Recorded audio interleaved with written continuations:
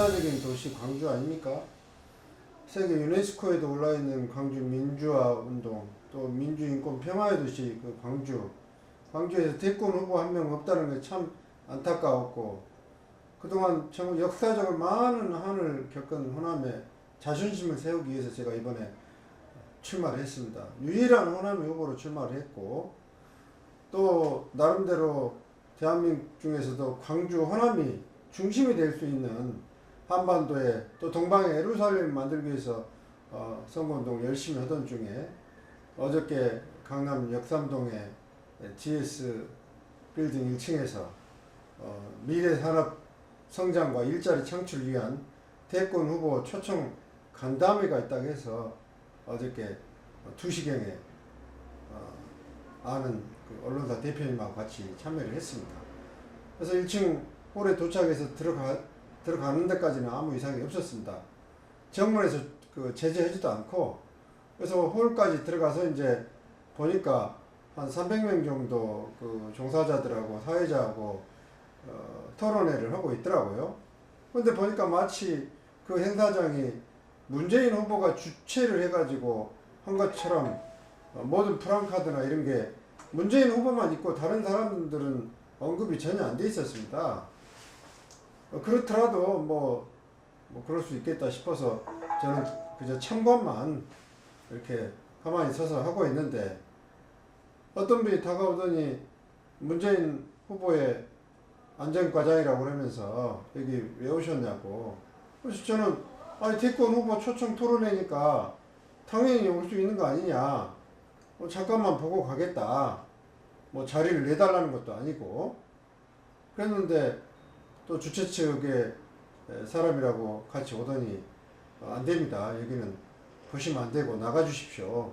그래서 아니 보니까 일반인들도 다 들어오고 자유자재로 왔다 갔다 하는데, 하물며 기타금을 6천만 원씩이나 기타가고 지금 대통령 등록한 후보인데, 명색이 대통령 후보인데 이런 것도 참관도 할 자격이 없냐, 이게 무슨 차별이냐, 무소속은 사람도 아니냐, 이런 식으로 했더니, 또 이제는 한술 더 떠가지고 정보과에 직원이라는 사람이 와가지고 강남경찰서에 안 된다는 거예요. 그래서 도대체 이게 지금 대한민국이 지금 어떻게 굴러가는 것인가, 약자들 편에 서서 대통령 하겠다는 사람들이 이렇게 오히려 대통령 후보라는 사람을 이렇게 무지막지하게 대하고, 그러면 일반 힘없고 정말 백없는 우리 국민들은 얼마나 더 소름받고 있겠냐, 이런 생각이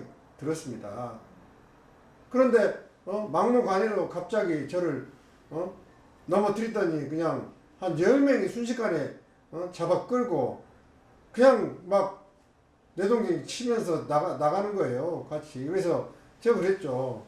아니 세상에 무소속도 후보인데 무소속은 사람도 아니냐, 그래도 명색이 대통령 후보로서 대한민국을 구하고 나라를 살리겠다고 나온 사람인데 이렇게 할 수가 있느냐, 권권력까지 동원해가지고 그래가지고 밖에다 내동댕이 쳐버리니까 제가 머리에 뇌진탕과 목이 충격을 받고 허리도 충격을 받고 제가 실신을 해버렸습니다, 사실은. 그래서 막 흔들고 막 그러길래 이제 정신을 차려보니까 막 119가 오고 막 그렇게 해서 이제 강남 성모병원으로 후송이 돼가지고 이제 치료를 받았습니다.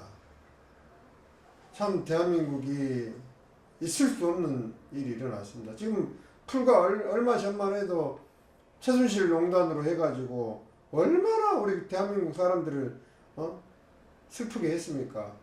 또 그로 인해서 지금 얼마나 많은 일들이 일어나서 대한민국이 세계 속의 웃음거리가 됐는데도 불구하고 또다시 이런 어처구니 없는 집단 폭행이 일어났으니 우리 국민들이 또 호남의 자존심인 유일한 대권 후보인 저 노남수를 이렇게 집단 폭행해가지고, 그것도 권권력까지 동원해가지고 이건 명백히 선거법 위반이라고 제가 알고 있고, 그래서 저는 그 행사장에 들어갔을 때 온통 문재인 현수막과 문재인을 위한 그런 대화 이런 것들이 있길래 이거는 혹시 불법 선거운동을 위한 행사 자리가 아니었던가 그런 느낌을 강하게 받았습니다.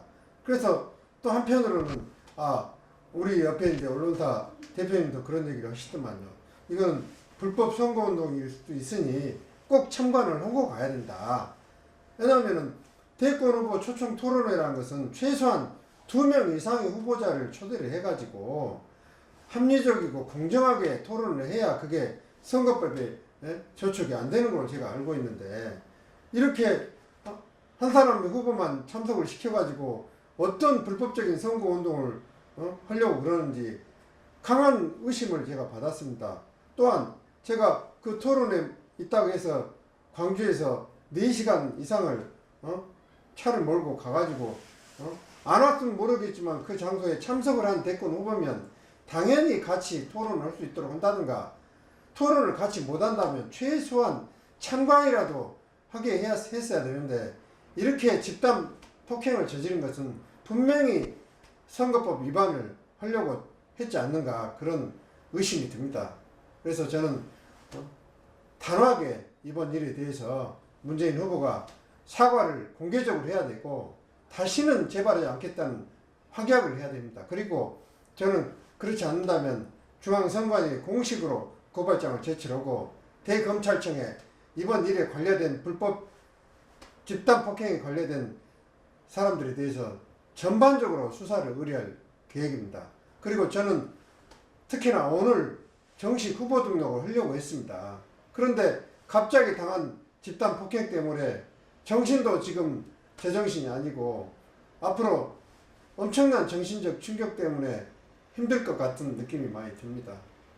제발 우리 국민들께서 이것을 알아주시고 널리 알려서 다시는 이런 비인간적인 비민주적인 이런 선거운동이 일어나지 않도록 홍보를 많이 좀 해주셔서 대한민국을 보다 깨끗하고 보다 공정한 정말 젊은 희망찬 정치인이 나올 수 있는 토양을 만들어 주시기 바랍니다.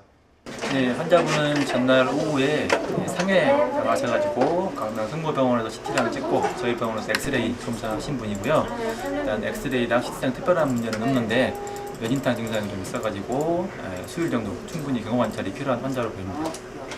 이 디지털 포럼에 참여했다가 문재인 후보 지지 측의 사람이라고 소개한 사람들과 그 일부 사람들과 함께 경찰을 대동해서 이렇게 백주대낮에 무차별적인 무소속 후보에 대한 인권 탄압은 도저히 이해할 수 없는 부분이라고 생각합니다. 이러한 것들이 하나씩 정리되지 않는다면 우리나라는 참으로 국민이 마음 놓고 살아가기는 참으로 안타깝다고 생각합니다. 세월호뿐만이 아닙니다.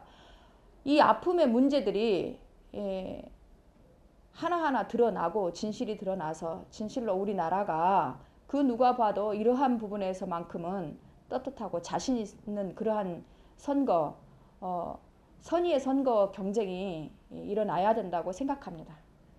광주 출신 노남수 대통령 예비 후보자가 서울에 올라가서 이번에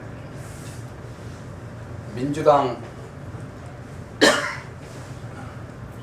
모임에 가가지고 집단 폭행을 당한 그 모습을 보고 왜 우리 호남 사람들이 서울까지 올라가서 민주당 당원들에게 폭행을 당했는가, 정말로 그것을 보고 개탄을 금치를 못하고 있습니다.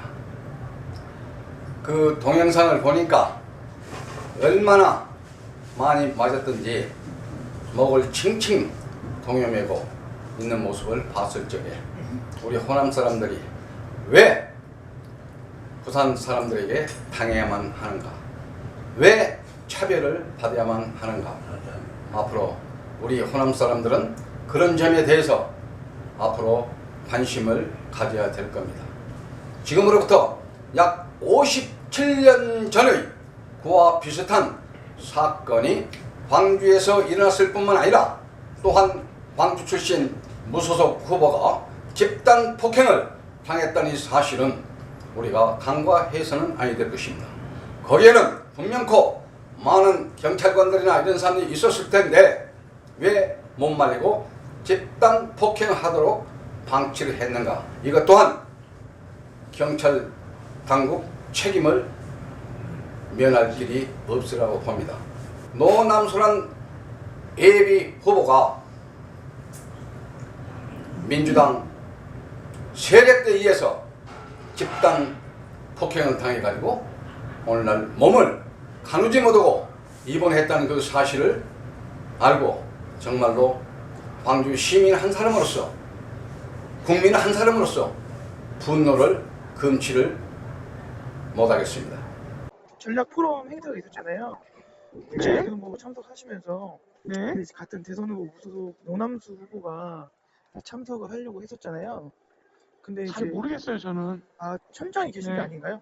현장에 있었는데 잘 모르겠다고요. 그 일을 그 출입 제가 그 제출 일만 보는 게 과정에서 아니라 그 일을 본 게 아니고 네네. 저도 이제 바깥에서 일을 보고 있어가지고 근데 강남 무슨 경찰 상황인지 전혀 관계자랑 더불어민주당 관계자도 포함되어 있었다고 하는데 전 더불어민주당 관계자가 아니고 네. 문재인 대표 공보팀장이에요. 근데 저는 바깥에 있어서 무슨 일이 있었는지 몰라요. 아까 왜 모르시다고 저한테 연락을 하라고 했지? 그 폰 알려주시더라고요. 그래서 제지한 게 이제 경찰인지 보좌관인지 문재인 후보님 경호원인지 이거를 좀 사실 관계를 파악하고 아니 제가 싶어서 모르니까 뭐라고 얘기하기가 힘드네요. 안에 안 계셨다는 거죠. 모르겠어요. 왜 나한테 연락하라고 했는지 모르겠네. 고흥석류 친환경 영농조합 법인의 석류는 천혜의 청정지역 고흥의 바닷바람으로 키워옵니다. 10여 년 전부터 특화 작물로 재배되고 있고 내 가족의 먹거리를 준비한다는 마음으로 위생적이고 안전한 제품 생산에 심혈을 기울이고 있습니다. 또한 고흥석류 친환경 영농조합 법인은 20여 가지의 인증서와 수상 내역을 자랑하고 있습니다.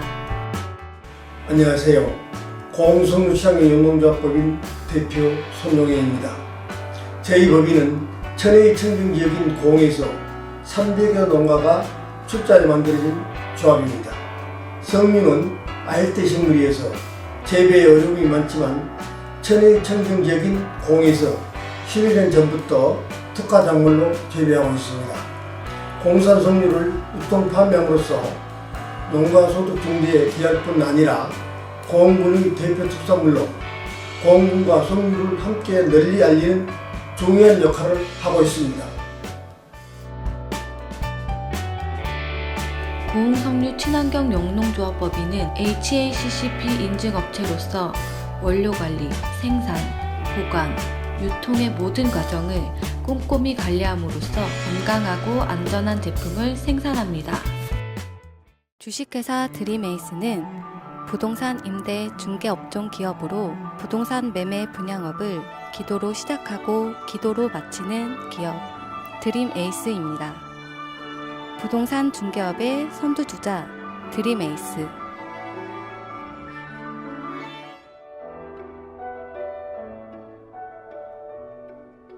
선교 활동으로 우간다의 9개의 교회를 건축하고 행복과 사랑을 나눠주는 1등 부동산 중개업.